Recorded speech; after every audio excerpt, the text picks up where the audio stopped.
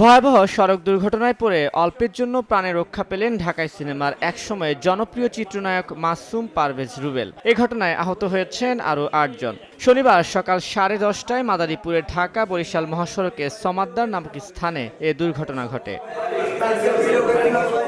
প্রত্যক্ষদর্শীরা জানান, বরগুনায় একটি ক্লাবের উদ্বোধনী অনুষ্ঠানে অংশ নিতে মাইক্রোবাসে করে সহযোগীদের নিয়ে ঢাকা থেকে রওনা হন রুবেল। পথে যাত্রীবাহী একটি বাসকে সাইড দিতে গিয়ে নিয়ন্ত্রণ হারায় মাইক্রোবাসটি। এই সময় দুমড়ে মুচড়ে যায় গাড়িটি। আমরা ঢাকা থেকে পটুয়াখালী আমতলির উদ্দেশ্যে রওনা দিয়েছিলাম, পটুয়াখালী আমতলি।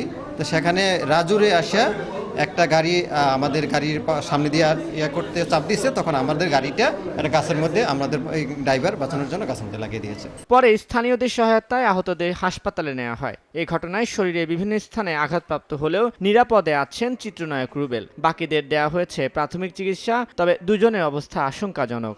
সড়ক দুর্ঘটনার শিকার হয়েছেন, তো আমাদের সদর হাসপাতালে মাদারীপুরে চিকিৎসা নিতে এসেছেন। আমরা সবাইকে প্রাথমিক চিকিৎসা দিয়েছি। মোটামুটি সবাই মাইনর ইনজুরি, খুব বেশি মেজর কোনো সমস্যা কারণে সবাই আলহামদুলিল্লাহ ভালো আছেন। দুর্ঘটনার পর ঘটনাস্থল পরিদর্শন করেছে হাইওয়ে পুলিশ।